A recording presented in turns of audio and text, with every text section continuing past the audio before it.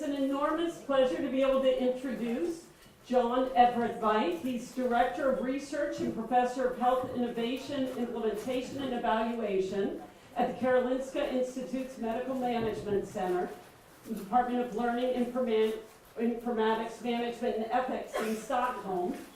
He's here to talk to us about something we need to learn much more about, which is what we can do around quality and how we can learn from different experiences in different countries. He obviously brings an international perspective to current reforms and innovations. He leads a whole series of EU research projects on integrated care and implementing chronic care practice.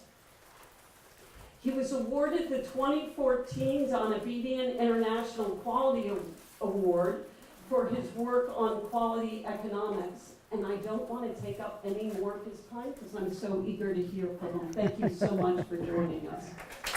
Thank you. Thank you. Tack så mycket, Jody, och good afternoon. Welcome, ladies and gentlemen. It really is a great pleasure I believe I'm doing the first of the year. Yes. So it's an honor and a pleasure to be able to speak to you. I also need to say this isn't terribly academic, and it's my excuse is, well, it's a lunchtime meeting, and you know, you've had a heavy day and there's more to come, but I'd also really like to thank the department for inviting me to do this. Also, a big thanks for the warm welcome which I've had from Arturo Bustamante on the program that I'm teaching with him. And in fact, there's more of what I'll be talking about at 3 o'clock on Arturo's program, I believe in the same room underneath on floor 3. And a big thanks to Fred Zimmerman and Jerry Kaminsky, and also to Jack for the warm welcome here. Without further ado, let's celebrate this great country. I've been told that's the thing to do to start these, because you know what's coming, don't you? So first off, and inspired by your president yesterday, I thought he did it very well, starting off with what a great country, isn't it? So I thought, actually, that's the way to start. So first of all, and many of these features are well exemplified, not just in California, but here in LA. The diversity. I mean, I don't know there are many towns anywhere with the diversity that you've got in this town. And I'm not just talking about economic inequalities, I'll come to that later, but the diversity of culture and languages, it's astonishing. And that has something to do with the innovation here. And the entrepreneurship, there are pluses and minuses to that, but I think generally it's good. The openness, the willingness to learn and talk and take different approaches. I also really admire the way, when you put your minds to it, you really can come together rapidly and attack problems. If there's a way of getting that unity, when it comes together, the things you can do. I mean, you know, there is the moonshot, and we shouldn't forget what you achieved then. And the massive resources and talent, not just in this room, but also in the city. So how are you going to use all this to create the future public health? And that's one of the themes that will be underlying what I'm coming. And remember, this is the town that did No Pants Metro Day. I mean, can you imagine a Nordic visitor like me when that came on television, that No Pants Metro Day? So that's just an illustration. I don't know the public health angle on that, but that's just an illustration. However, there is the song Wednesday morning 3 a.m. Well, this was Wednesday morning today at 5 a.m. And being a Nordic, we're up early, we go out and do our walks. And this is some pictures from this morning. First of all, tremendous wealth in Santa Monica. Also, people, probably 2 or 3 jobs, very low income, servicing this wealth, and homeless as well. And here are Santa Monica's finest. I nearly said LA's finest, but it's a different county, isn't it? Picking up one of those sleeping out on 4th Street, actually. Now, you go down to the boardwalk, and what you find is that the homeless have been moved on. It's very different. It's pretty clean, pretty straightforward on the boardwalk. On the boardwalk, there are tributes to homeless people who have died and been much loved by their friends down there. And further down on 3rd Street, you've got your refugee city that has certain similarities to African countries which I've worked in. What's this? Enough. Lighten up, John. Go home.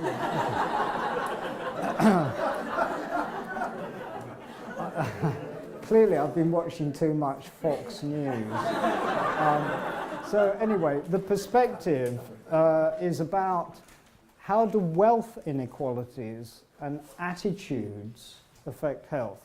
And one of the things I'm going to say more about is, certainly from a Nordic perspective, what I've been contrasting, and this is one of the themes, is the attitudes, the way of thinking, and the values that many people hold in this country.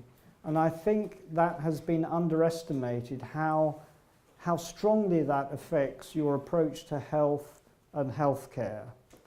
And it won't be terribly easy to do major changes without also taking on board in different ways those attitudes and values, and by using modern ways to do that. For example, celebrities taking a particular approach, role models, social media, other approaches to that. So one of the directions I'm going is how you are going to recreate the public health of the next 10 and 20 years, because it's people in this room who will be leaders of the future public health. I'll give a European and social public health perspective, but also in many ways I am a believer in American ideals. So you've got one very confused and trying to work it out person in front of you who sees the pros and cons of the different approaches. And a question I'm going to be saying is, have you got the right balance between the individualistic and the communal, between the short term and the long term, and between health care as the only way to address health and a broader public multisectoral perspective? And I'll be giving examples and illustrations from Sweden to invite you to say, well, that wouldn't work here, or maybe that might work here. And one of the underlying reasons here is, like democracy, democracy isn't something that's established and there. You have to continue to fight for democracy. Democracy is a process. It's not something that exists.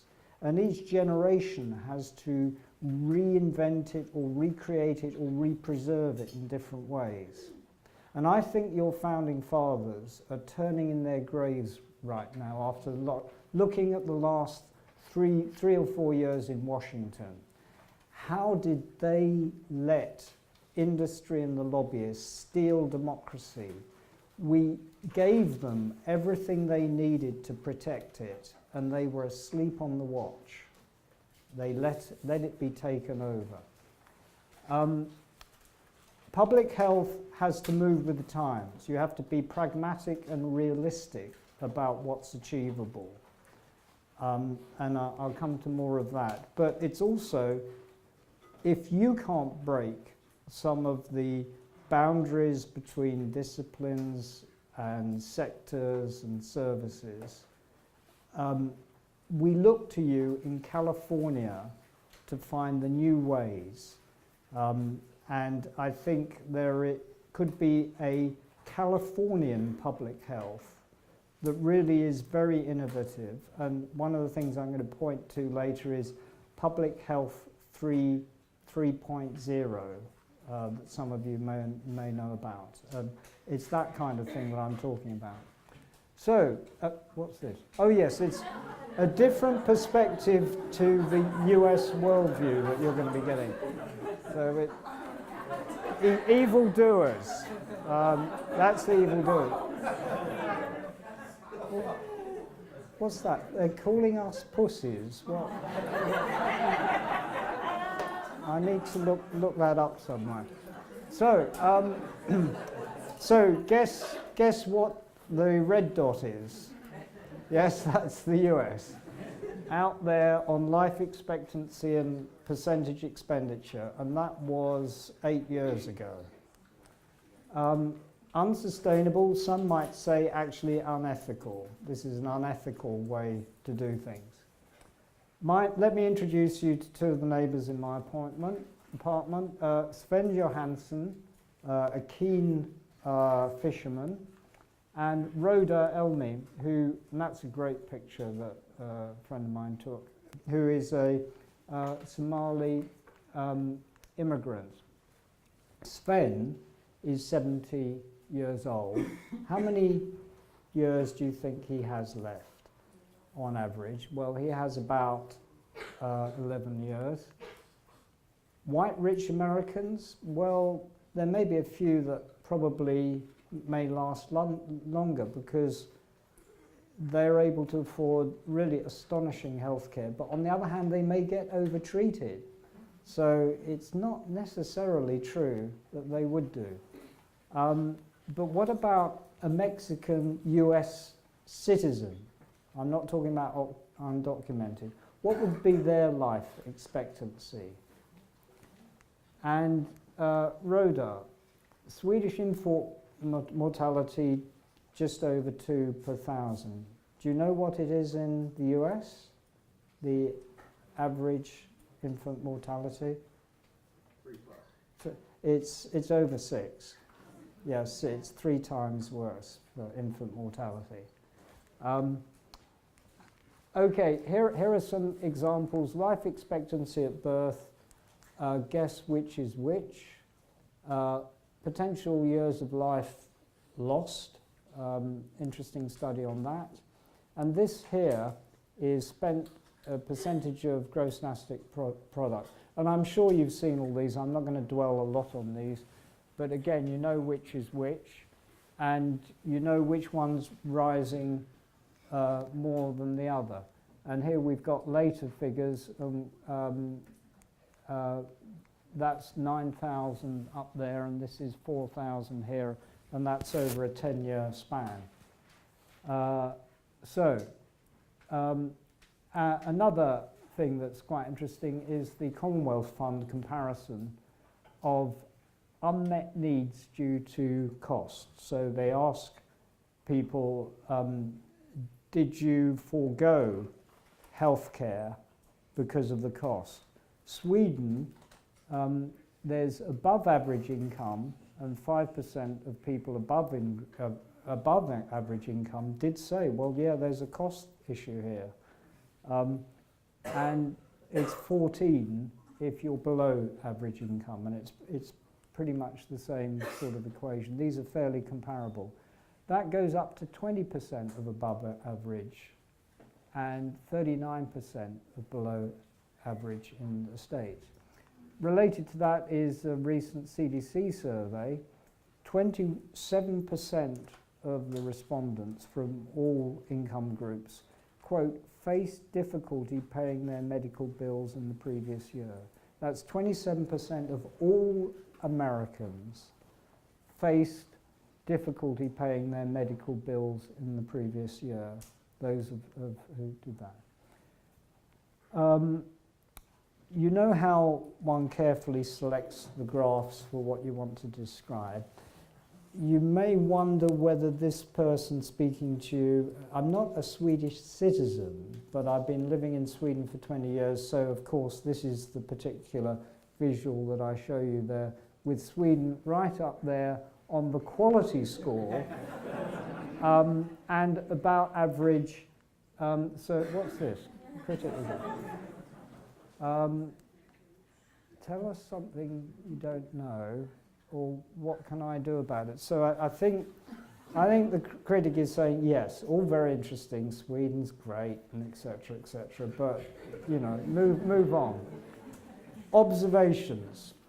No doubt whatsoever, US has the best healthcare in the world, but for very wealthy people, generally. It isn't accessible for many, even under the ACA, simply because there'll be increasing co-payments, co-insurance and deductibles. So more and more of the financial costs will be shifted to everyone in this room over the next 5 years. It is tremendous variations. I think most of you know that and the research on that. But that's true of Europe as well, and even within Sweden there are great variations, but not as great.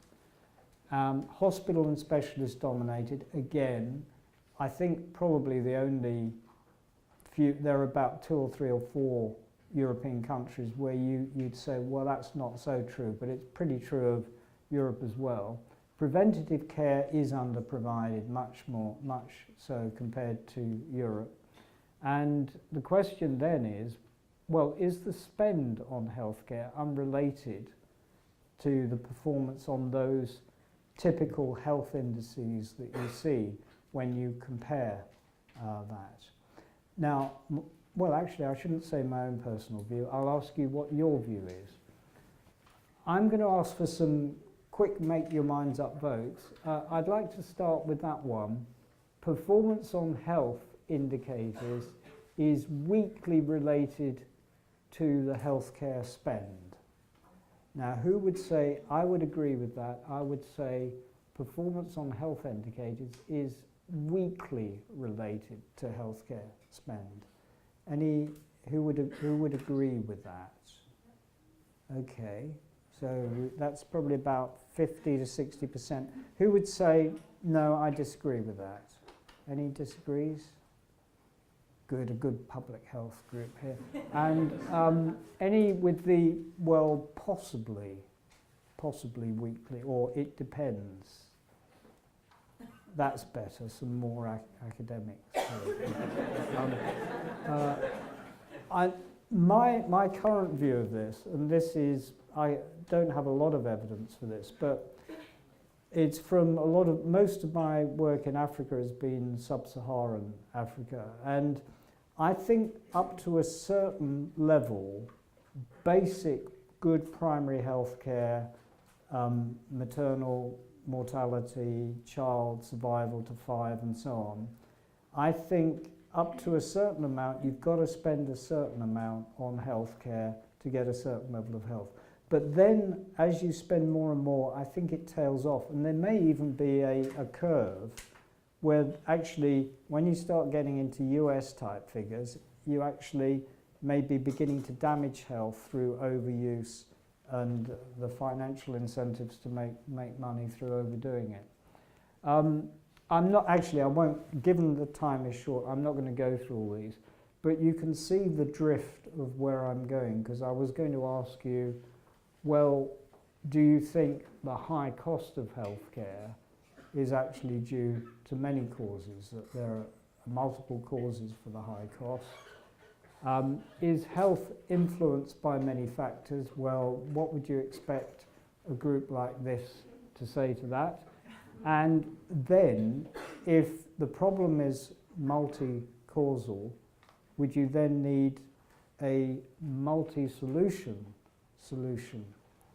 And I think that is the biggest challenge for us in public health in terms of making a difference, is that to get effective improvements, one often has to coordinate a number of different initiatives at different levels and in different sectors, and to get some agreement and united movement. And if you do get that, you then have to sustain it and adjust it. And that is a very complex thing to have to do. But we do know that public health improvement interventions, the most effective ones are where you're able to achieve that. So I personally think there's a major organizational and political side to doing effective public health programs that is underestimated how important that is. And I think in public health, it would be important to learn about how to organize coordinated strategies and what are the politics of different faith-based groups, government and others, and keeping them aligned and how that's done, and project management of that type. The last one was who would agree that ideas from outside the US would not work here. So that's to give you an idea of where I'm going with this. The rest of the session, first of all, I'm going to say something about the attitudes and values that I think has been underestimated, how important that is for thinking about healthcare and health. I'm going to say some of the features of what I'll call the Swedish approach. And the question is, are they feasible given those values and given your economic model?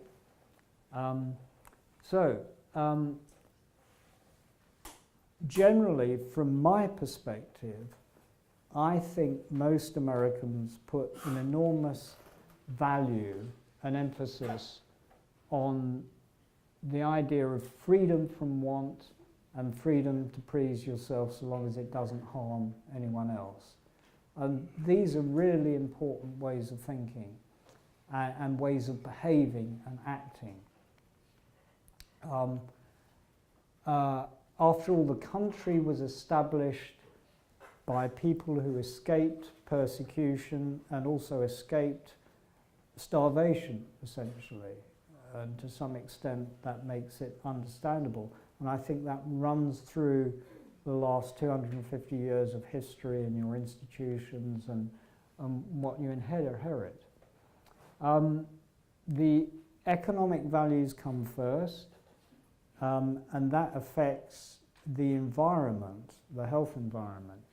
We have what I call always-on selling, and then always easily available. I think I read somewhere that in an average American city, for example, there's that the urban myth about, well, you're never 2 meters away from a rat somewhere. In the average American city, you're never 10 meters away from a soda machine, and you're never 1 mile away from a fast food restaurant. Now, there's a side of me that loves this, because when I fly to the States, I start relaxing because I think, okay, I'll be able to buy a coffee or something to eat anytime, anywhere, no problem. Whereas in Sweden and a lot of Europe, oh, well, they're closed then, oh dear, I just have to go without. Where can I get a coffee? This sort of thing. So there's part of me that loves it.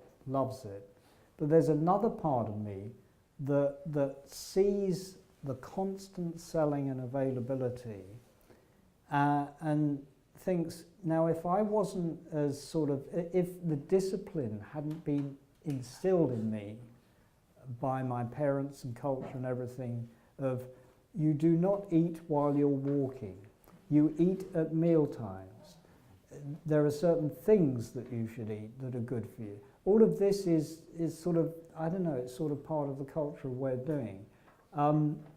I would find it very difficult to resist all of this constant bombardment and availability and ease.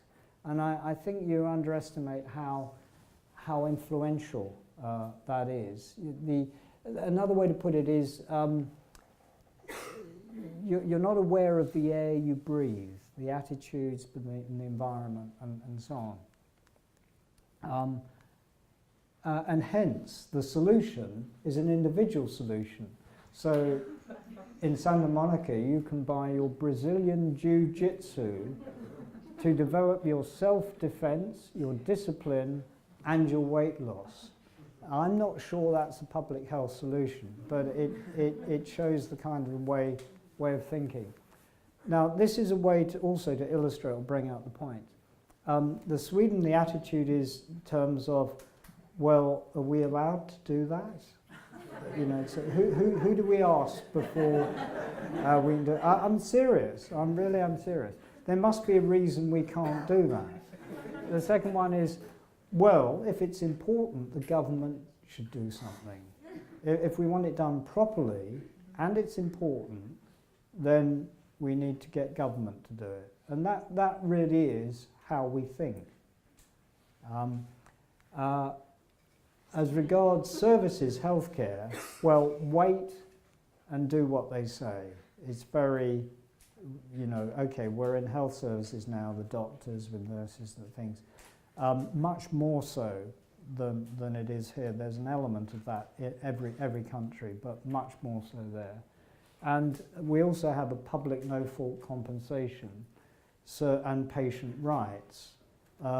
So I'll contrast that with the American shortly. And we recognize that our health is the function of many different things. The ordinary person in Sweden takes it for granted that their health and how long they will live is influenced by many different things, not just themselves and what they do.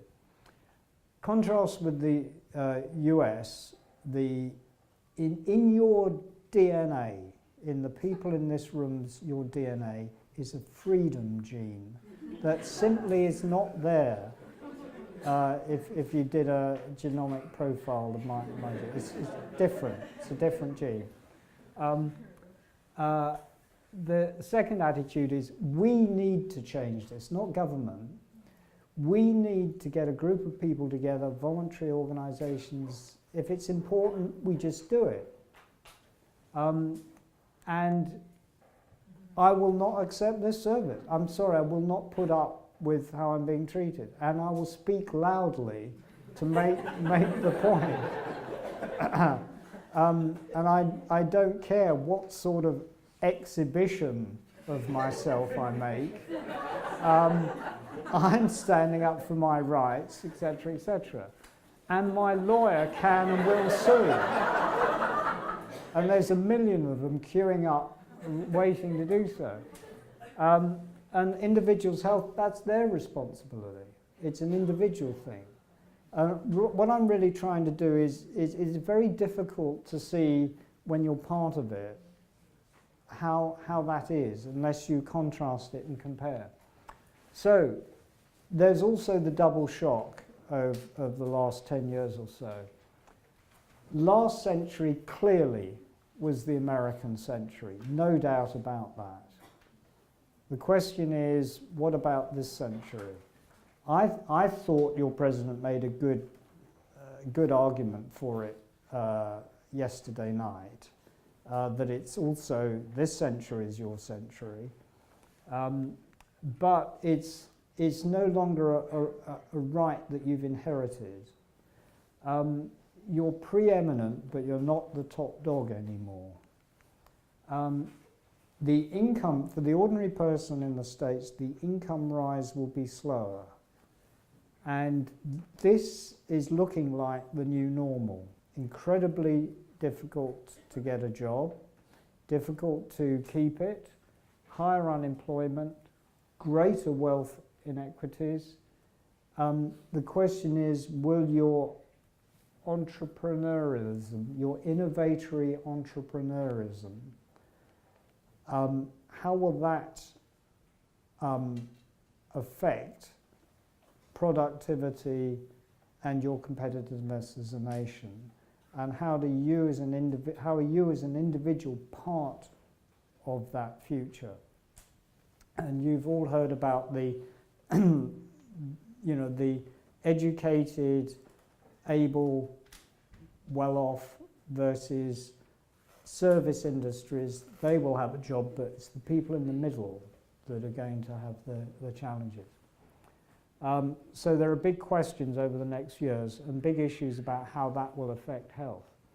And from a Nordic point of view, what really hits me, because I do spend a bit of time at Stanford on a program there in health improvement, what strikes me is the contrast between the innovation of the states, especially California, your technical innovation, and your social innovation and social progress. And I invite you to say, no, we're as innovative socially. I think you are culturally, but in terms of social progress, yes, you abolished slavery. In the 1960s, you were very good at formally outlawing some discrimination, but I don't know that you've made as much social progress as you have done in technical innovation. I wonder if you've made as much public health progress. Anyway, that's so I'm interested in your views. Now, so this then, for me, was a surprise to come across this. The increasing number of parents who refuse vaccines for their children. A new law this January requires those parents to consult with a licensed provider before they can opt out of the vaccination program. So this really hit me as being, that doesn't fit with my all of the above and with my sense, and some people tend to say, yeah, but that's California. They're them and a few people like Massachusetts are very, very, and maybe there's a few places in the middle that are a bit that way, but that's not America. But I was surprised in this, and I invite people to explain that to me if I misunderstood this. Next, a word on reform and some of the features of the Swedish system that may be of interest, and I know I'm going to go over time, so I'll have to summarize some things. The general message is healthcare is not the only way to get health, and I think the reforms and the discussion has been primarily about that. One of the key issues in terms of practical, doable public health is to make it pay to help the underserved, to prevent illness, and to support self-care, and to take a longer-term perspective. And this is incredibly difficult if people are leaving the health plan every year, whereas in Sweden, essentially, we have 21 different we sort of have 21 different Kaisers, and people pretty much stay there. So immunizations, public health programs, you can see the payback over 10, 20 years or so, whereas I think it's a real challenge with that turnover for a program here to take that perspective. So first of all, the reform. My sister lives in Virginia. She quit her job and didn't have health insurance, so I'd always been, saying, look, come on, you've got to get some health insurance. She got basic catastrophic insurance, and so I was saying, look, what about the new act? I mean, the health exchanges. Check out the health exchange, and this was a way of representing her her attitude towards the health exchanges. Basically, it's a bit of a nightmare. She said, look, in theory, but you try and go out there and try and do it and log on and do things like this. From the perspective here, there are some very important other features of the Affordable Care Act. What a lot of these have got to be doing with is reforming health services. So one of my themes is the changes that have to happen in healthcare and health services. So first of all, digital technology, and at 3 o'clock I'll be talking more about this.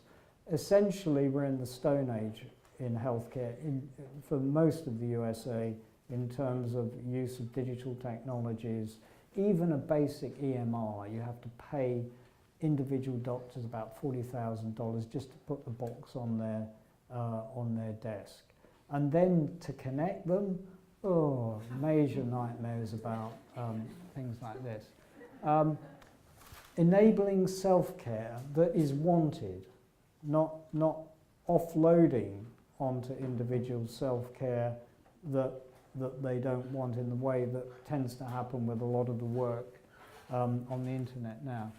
And enabling communities to build health-enhancing environments. And I've really been interested in some of the programs that this department is connected with and involved in. And some of the other, like the East LA Markets program is very, very interesting. There are a number of others. And reducing health damaging conditions. So those are some of the ways to go, I think. One feature of Sweden, it says here, Sweden is a world leader in the integration of health and social care services. I suppose comparatively, but you know, when you're a patient, you wonder, this is the best it gets. Applicable here, question, integrated care. I think generally Sweden has some very, very good examples of very good integrated care and very good connections between information systems. You only have to go, I mean, it was about 12 years ago that every Swedish family was paid a subsidy to buy a home computer. 15 years ago, I was getting 10 megabits per second over the fibre optic cables. My sister 2 days ago said, "John, I'm getting 10 megabits." And I said, "Have you measured that? Are you really sure?" "Well, yeah, between 2 and 10. Anyway, integrated, so what I'm saying is being wired is part of Nordic culture. The infrastructure's there and paid for by the government. It's all there, it's running. 5 kilometres from me is the world's leading games manufacturers. You might not know this, but Spotify, Angry Birds and so on, they're all South Stockholm, that's where they all are. The second thing is what I call integrated public health, which is the way public health is linked to healthcare, but it's also linked to other sectors and services and to communities, and that's what I mean by integrated public health. And you've got much more of that in Sweden, and ways of doing that at a community and county level. And then also integrated research, practice-based kind of research, which is real-time, and part of the data that we have allows that. So we're able to run studies on real patients, real-time, real EMRs using registers. I'm going over time, so I'm going to move on very quickly. Here's one, Enabling Societies and Environments Index. I encourage you to look that up. Very, very interesting work there. Register. Are there any runners here? Does anyone? Okay, that's good. So about 20% of the people here do running. I used to,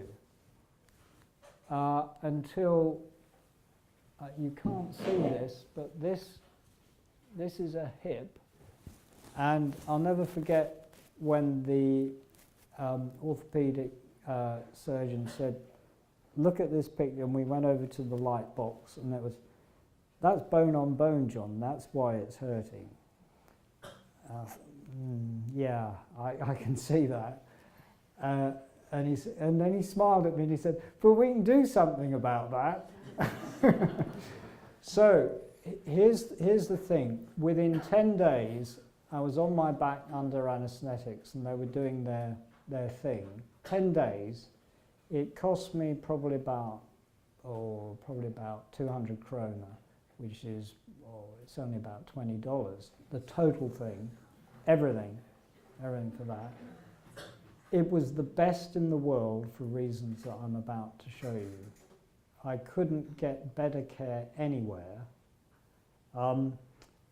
And the hospital that did it was paid, it would be about $6,500 on your numbers. Here it's around 50,000. So it's almost 10 times as expensive.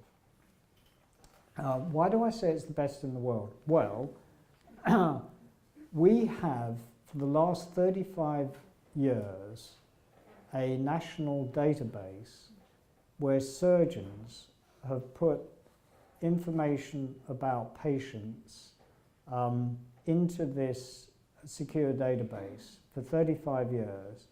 The procedure, the prosthesis, all of the data, and recently it's involved patient-reported outcome measures. So every 6 months I get a document I'm meant to, so pain, any problems, and that goes into the register. And that's one of the, and you can look it up on the website if you're interested. Now, how did it improve outcomes? One of the key things is I knew that my hip will last me 20 years. And my mother broke her hip, and I saw what she had to go through when she was 84 years ago. And I would not want to, my operation was pretty good, but it wasn't, you know, everyone said, "Oh, great, hip replacement, it's no big deal, no problem." There were issues. It wasn't a walk in the park, as they say. But I really would not want to go through that when I'm over 80. So the issue about replacing a worn-out hip actually is an issue increasingly for younger people, and a number of people I know who are runners, because I've been a lifetime runner, have had to have hip replacements early age. I do recommend Sorbothene, the inner soles. That I would now recommend that to buy some of those gel soles. Anyway, so here's the thing. That data, naturally, with the reports coming out, the orthopedic surgeons annual conference, seeing all the data, over a few years they converged on using 6 prostheses which had the best performance. And on 2 standard operations, it happened voluntary, just by the yearly reports. But there were a lot of other research that it allowed, also into arthritis. And with the linking to the genomic databases now, we're able to do tremendous research. And here you can see some of the details on the reoperation rates. So they're able to reduce quite quickly the number of reoperations tenfold. Now, I contrast that with the US approach, which is, our surgeons don't know how much the implants and the procedures are. So what we should do is we should educate them, and we should punish them for spending too much. I don't know how it works here, but certainly in Sweden it doesn't work that way. What really motivates physicians is those improvements. And we didn't have to have any financial incentives or the data, and they're concerned to get good outcomes, and now the patient-reported outcomes. That moved the group in a particular direction. And it was having that data that was so... I know what you're saying. we want both. We want the data and do the money, and that's what's going to work. Maybe that's the way to go. Okay, I'm going to finish off. In fact, I will finish off. I'll finish shortly. A lot more PowerPoints and other things on the website. I think someone will say something, but you can download that and other data and lots of references. What this was about was at the Karolinska, we're an academic medical centre closely linked to the Karolinska Hospital, and we have to survive in a healthcare system. So we're going to have to get a lot. Yes, we have to do pure research, genomic research and so on, but we've also got to be socially relevant. So this issue was also facing our colleagues at UPMC in Pittsburgh. And so I did a case study between us and UPMC and found astonishing range of similarities between UPMC system and Stockholm healthcare system, and between the medical school at UPMC and Karolinska Institute. I'm not going to go into the details of that, but moving on very quickly, I think the highlights, the key points, why our costs were half that. There's less service orientation, it's less individualized, and in Sweden you have a much more effective primary healthcare centre approaches and exchange of information. The primary healthcare essentially is a gatekeeper, so I can't go to a specialist unless I'm referred. The issue is to make sure that doesn't cause problems for cancer detection and follow-up. We've got a tax-based single collector and payer, so low administration. You don't have lots of different health plans, just one, and it's tax-based approach. And there are much more public health programs because, as I said earlier, it pays to invest in your population because there'll be 90% of that population there in 15 years' time. Now, there are other ways of doing it. Other parts of Europe also have quite low costs, and they've got competing plans and the way they do it is to have a double mandate of the insurance companies have to take all comers or it's subsidised, but also a requirement that you buy health insurance and a quite strongly regulated system. So what I'm going to do is there's much more to come. I'm going to finish off there because people have to go. They've got meetings to go to, and there may be a chance for one or two questions or comments or protests about the characterization of the USA.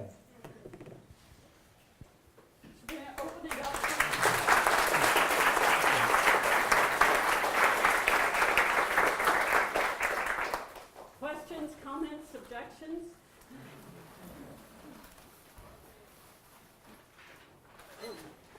Tell us more about why prices are lower there, not just one. Why are prices for procedures and most healthcare lower there?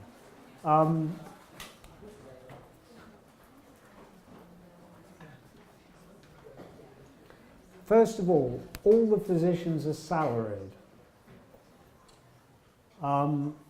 Secondly, the physicians don't have to pay high insurance. If you're an orthopedic surgeon, you have to pay a lot of it. Your annual outgoings, a fair bit of slice of that is for your insurance against being sued. You don't have to pay back $200,000 medical school. Your medical school is free. It doesn't explain it all, but it explains, I'd say, 40% of that difference. And I would also say it's the low cost of administering a system like that, where you don't have to, all your costs are not taken up in all that billing and different billing systems. The key, though, is to be able to assure quality where there isn't as much choice. Now, there are choices and alternatives. I could have had that operation at a number of different places. And what I find fascinating about the Swedish system is how far they're pushing to introduce competition, value-based payment and choice within the limits of their system. And they keep bumping. We've got a right-wing government, and they're really trying to push it as far as they can.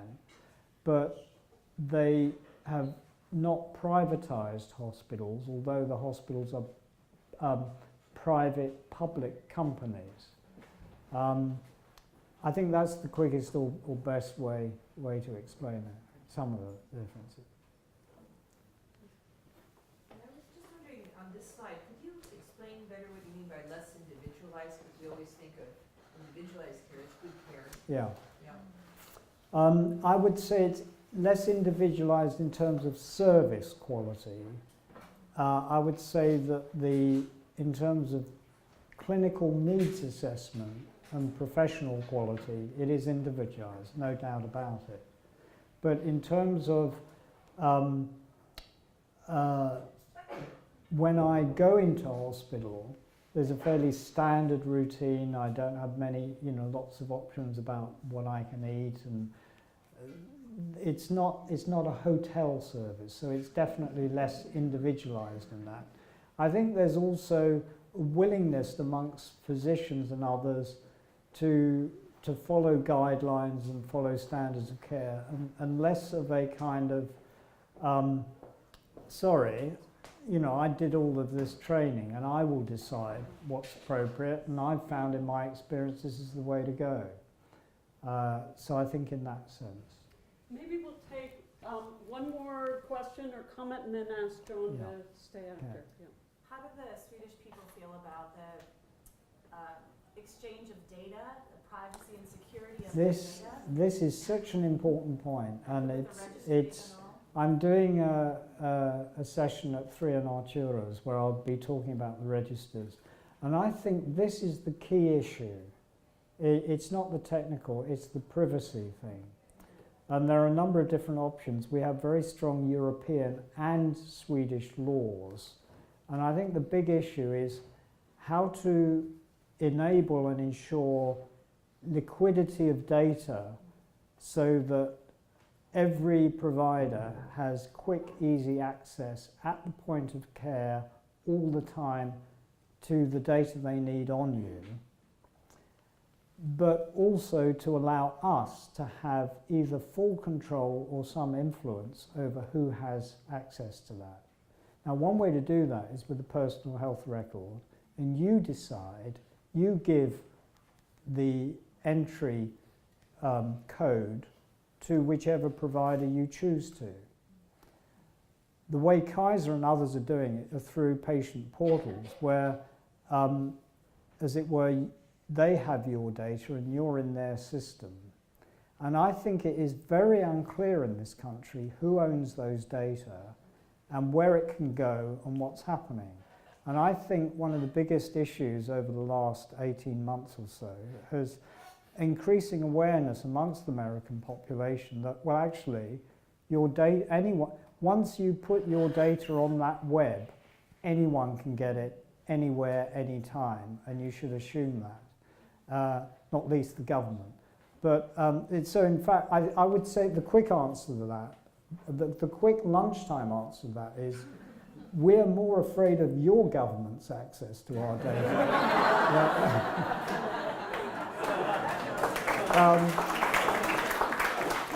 And another one,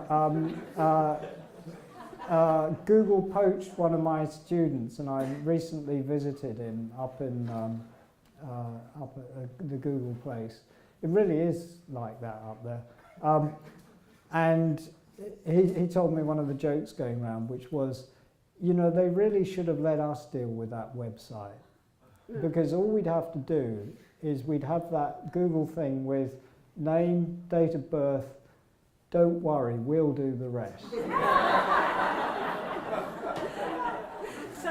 So on that note, I know there's much more we could discuss about this, and I think even just, there's so many ideas that you raised, just this one notion that quality improves when people knew what to do better, which does not happen in many places where we actually know all sorts of interventions that work aren't happening. So there's a lot we could dive deeper in and debate about these differences, what they really are and why, but we're so glad you started this conversation. I hope you'll stay for more questions afterwards. I just want to be respectful of people's time. Exactly. Thank you so much. Thank you.